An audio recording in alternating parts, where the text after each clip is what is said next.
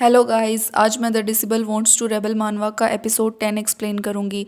अगर आपको मेरे वीडियोस पसंद आते हैं तो लाइक करिए और चैनल को सब्सक्राइब करना बिल्कुल ना भूलिए। चैप्टर की शुरुआत होती है और यिनली बोलता है, तुम मुझे अपनी पहचान बताने के लिए इतने परेशान क्यों हो रहे हो? मेरे मास्टर, उनका दिल पूरी दुनिया के लिए था। उन्हें मेरे जैसे छोटे रोल वाले की कोई परवाह नहीं करनी चाहिए।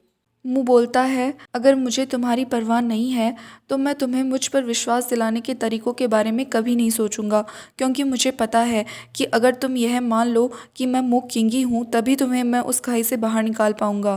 तो अब तुम ये आत्मविनाशकारी बातें कहना बंद करो।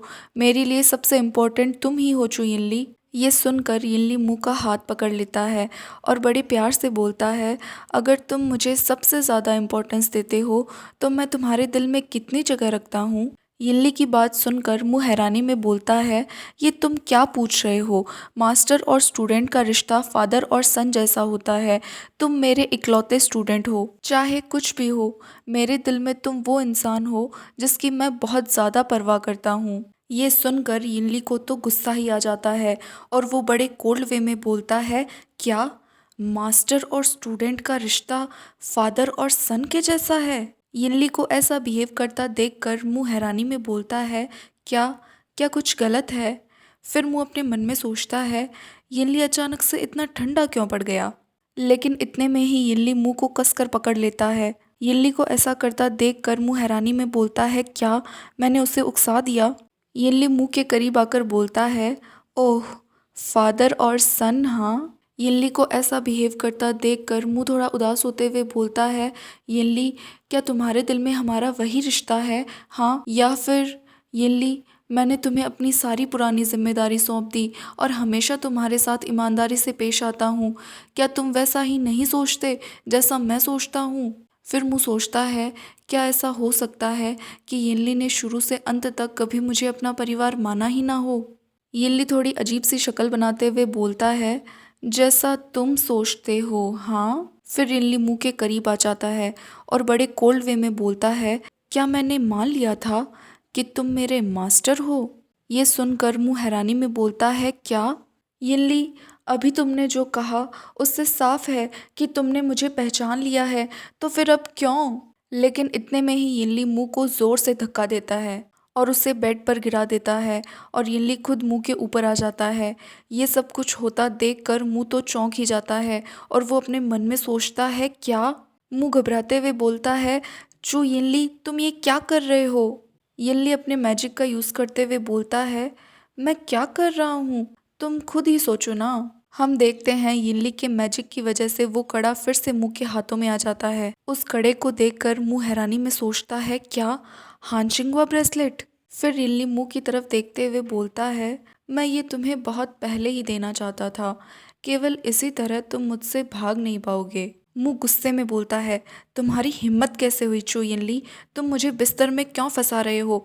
तुम जल्दी मत करो और इस कंगन को खोलो। यिनली बोलता है, मेरे रेस्पेक्टेड मास्टर के हाव भाव में मुझसे बात करने की तुम्हारी हिम्मत कैसे हुई? ये कहकर यिनली मुँह को छूने लगता है और दूसरी तरफ मुँह यिनली से बचने की कोशिश कर रहा था। मुँह यिनली के हाथों को दूर करते हुए बोलता है, क्योंकि मैं ही तुम्हारा मास्टर हूँ। फिर मुँह अपने मन में सोचता है, ये एटमॉस्फेयर मुझे इतना अजीब क्यों लग रहा है? मुँह की बात सुनकर यिनली बोलता है, अगर सच में तुम मेरे मास्टर हो तो फिर मेरे एक सवाल का जवाब दो। मुँह बोलता है, हाँ बोलो। फिर यिनली मुँह का हाथ पकड़ लेता है और बोलता है, क्या तुम्हें लगता है कि मैं और मास्टर? लेकिन तभी मुँह बीच में गुस्से में बोलता है, किस तरह का रिश्ता रखते हैं? बिल्कुल एक बेटे की तरह जो हमेशा अपने बाप से चिपका रहता है। ये मास्टर और स्टूडेंट का रिश्ता है। मुँह की बात सुनकर यिनली तो इरिटेट होकर ज़ोर ज़ोर से हंसने लगता है और बोलता है, हाँ मास्टर और स्टूडेंट का रिश्ता? तुम सच में कुछ नहीं समझते हो, तुम्हें सच में कुछ समझ नहीं आता। यिनली को ऐसा हंसता देखकर मुँह तो हैरान ही हो जाता है और वो बोलता है, यिनली तुम? फिर यिनली दोबारा मुँह को छूने लगता है और बोलता है, तुमने गलत जवाब दिया, तो बताओ अब मैं तुम्हें क्या सज़ा दूँ? मुँह थोड़ा परेशान होते हुए बोलता है, नहीं इम्पॉसिबल, तुम्हें गलत जवाब कैसे मिल सकता है? अगर ये मास्टर और स्टूडेंट का रिश्ता नहीं है तो तुम मेरे बारे में क्या सोचते हो? लेकिन फिर अचानक से यिनली मुंह के कपड़े खोलने लगता है और हंसते हुए बोलता है, मैं क्या महसूस करता हूँ, तुम इसे खुद महसूस करो। यिनली को ऐसा करता देखकर मुंह घबराते हुए सोचता है, क्या? मुंह घबराते हुए बोलता है, तुम क्या कर रहे हो? मुंह और यिनली की बातें चल ही रही थी कि अचानक से बाहर से जोर जोर से आवाजें आने लगती है। आवाजें सुनकर मुंह और यिनली दरवाजे की तरफ देखते हैं और मुंह हैरानी में बोलता है, क्या? फिर वो अपने मन में सोचता है, ये बाहर शोर कैसा है? फिर मुंह थोड़ा इरिटेट होकर बोलता है, जो यिनली, मुझे जाने दो। मुंह की बातें सुनकर यिनली अपने मैजिक से उस कड़े को फिर से गायब कर देता है और बड़े एटीट्यूड में बोलता है, मैं इस बार तुम्हें जाने दूंगा, ये सच में सही समय नहीं है। फिर मुंह अपने कपड़ों को ठीक करने लगता है और गुस्से में बोलता है, अगर तुमने फिर से ये विद्रोही हरकतें की तो मुझे रूट बनने के लिए दोष मत देना। ये कहकर मुंह वहां से जाने लगता है और पीछे से यिनली हंसते हुए बोलता है, क्या? विद्रोही? मैंने ऐसा क्या कर दिया? फिर वो सोचता है, हालांकि मैं बहुत ज़्यादा चिंतित था, इसलिए मुझे भी अपना समय लेना चाहिए। दूसरी तरफ मुंह यिनली को घूरते हुए सोच रहा था, यिनली, आखिर तुम सोच क्या रहे हो? तुम मेरे कपड़ों को क्यों खींच रहे थे? क्या तुमने कभी मुझे अपना मास्टर माना भी है? फिर मुंह अपना चेहरा दरवाजे की तरफ कर लेता है और सोचता है, अब इसके बारे में भूल जाओ, अभी इसके बारे में सोचने का सही समय नहीं है। रात काफ़ी हो चुकी है, आखिरकार दरवाजे के बाहर किसके कदमों की आहट है? फिर हमें दरवाजे के बाहर किसी की परछाई दिखाई जाती है। वो कोई और नहीं कुएं था जो कहीं पर भागते हुए जा रहा था। कुएं को देखकर मुंह हैरानी में सोचता है, क्या ये बाईशुए है? कुएं को देखकर यिनली बोलता है, आधी रात हो गई और ये आदमी सोया नहीं, और ये बाहर क्यों भाग गया? मुंह बोलता है, उसने जानबूझकर अपने कदमों को दबाया, जाहिर है वो नहीं चाहता है कि हम उसे देखें। चलो उसका पीछा करते हैं और देखते हैं।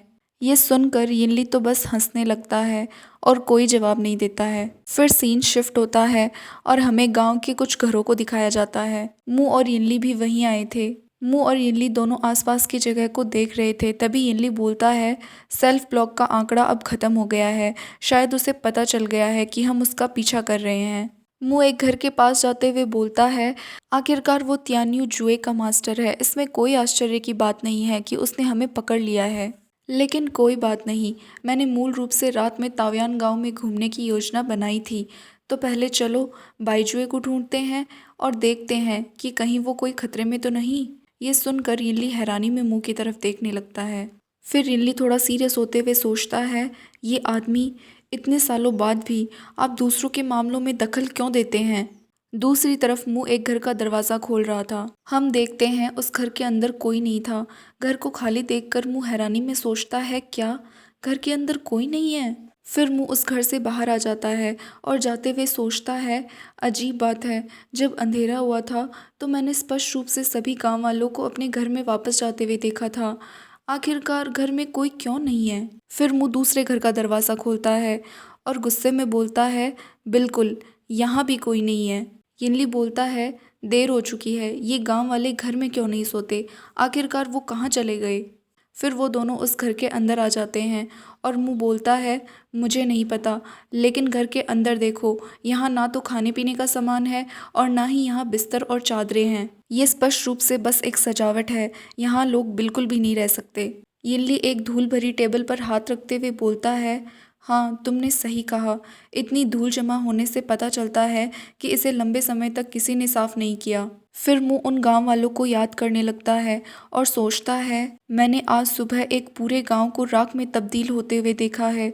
आखिरकार इस ताओयान गांव का रहस्य क्या है और इन गांव वालों के साथ हुआ क्या है? लेकिन फिर अचानक से मुंह और यिनली को दरवाजे के बाहर फिर से वो ब्लैक एनर्जी दिखने लगती है। उस ब्लैक एनर्जी को देखकर मुंह और यिनली दोनों ही चौंक जाते हैं और यिनली अपने मन में सोचता है, क्या डेविलिश एनर्जी? यिनली सीरियस होते हुए बोलता है, ये उसी आदमी की सांस है जो सुबह डीमन बन गया था। लेकिन इतने में ही मुंह यिनली का हाथ पकड़ लेता है और वहां से जाते हुए बोलता है, यिनली, यहाँ से चलो, डेविल एनर्जी अभी तक ख़त्म नहीं हुई है, इस डेविल एनर्जी का पीछा करके हम उस आदमी को ढूंढ सकते हैं। मुझे तो लगता है ताव्यान गांव का रहस्य उसी आदमी से जुड़ा है जो सुबह सम्मोहित था। यिनली बोलता है, ठीक है, मेरा भी यही इरादा है, जिस खजाने को मैं ढूंढ रहा हूँ वो भी उस आदमी के पास ही होना चाहिए। तो गाइज़ इसी के साथ हमारा एपिसोड 10 ख़त्म होता है। अगर आपको मेरे वीडियोस पसंद आ रहे हैं तो वीडियो को लाइक करिए और चैनल को सब्सक्राइब करना बिल्कुल ना भूलिए। Thank you.